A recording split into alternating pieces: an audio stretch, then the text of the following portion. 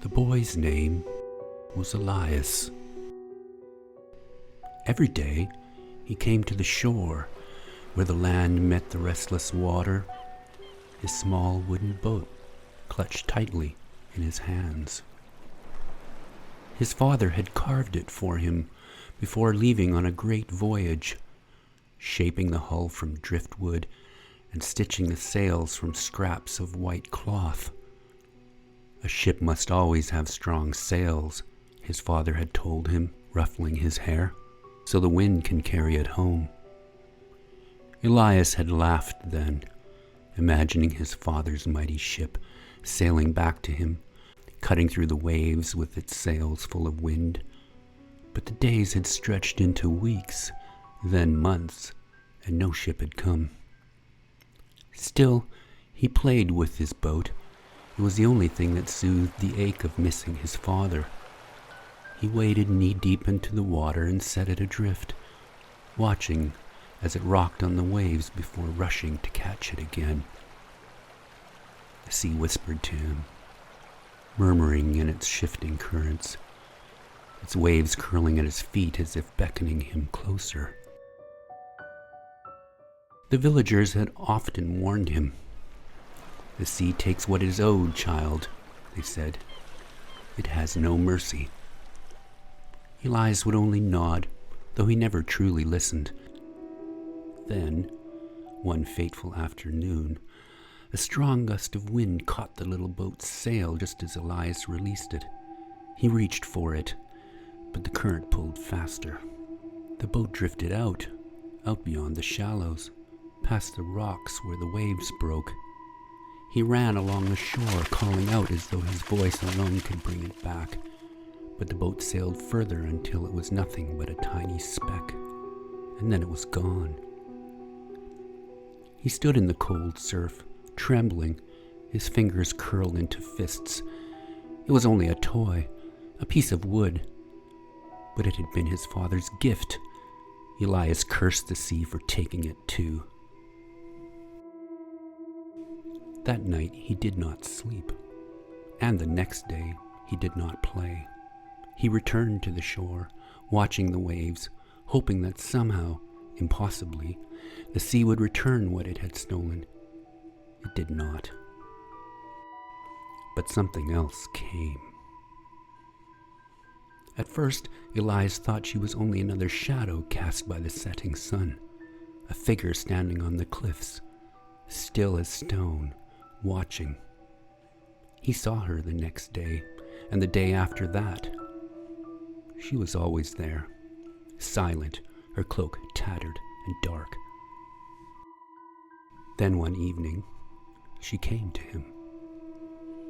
She walked along the shore, the tide barely touching her feet, though it lapped hungrily at Elias's. Up close, her face was lined like the bark of an ancient tree, her eyes deep as the ocean. "Why do you weep, child?"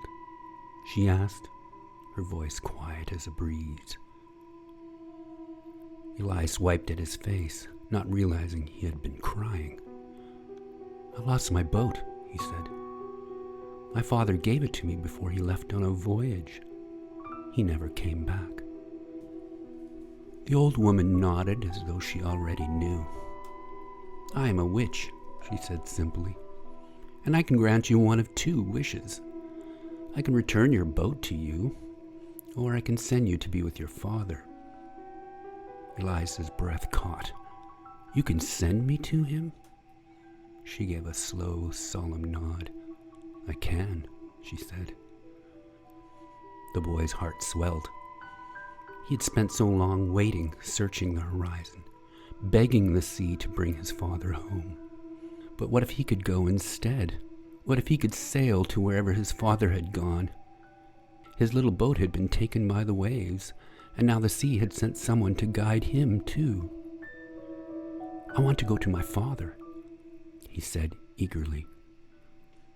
The witch's expression did not change. "Are you certain?" "Yes." Elias's voice was firm, bright with hope. For the first time, the old woman smiled. It was not a kind smile.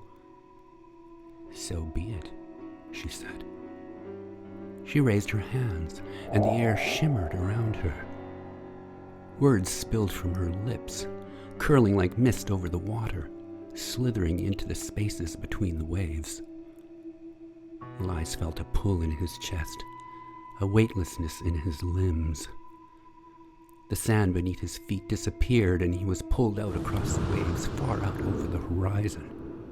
His hope grew as he anticipated his father's ship would soon be in view. Then he stopped.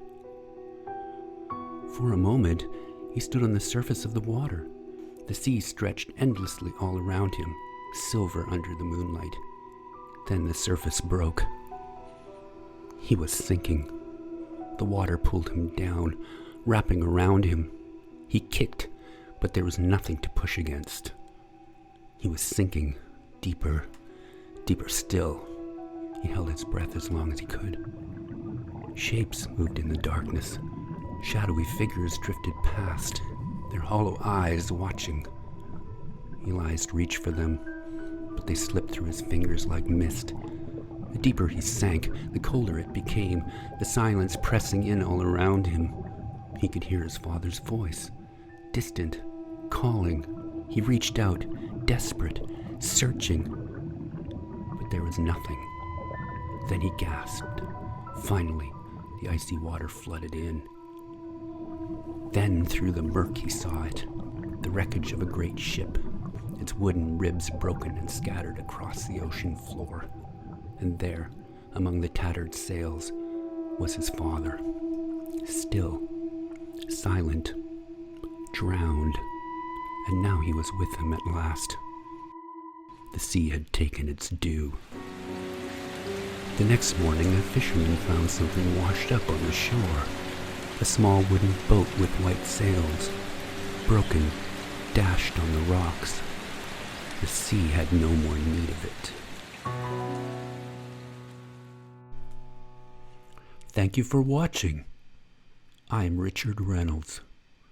If you love the art of dark storytelling, please like, subscribe, and share. This is the first story I've posted to my channel. I have plenty more coming soon. Feel free to hit the notification bell as well. All stories are written by me, not AI.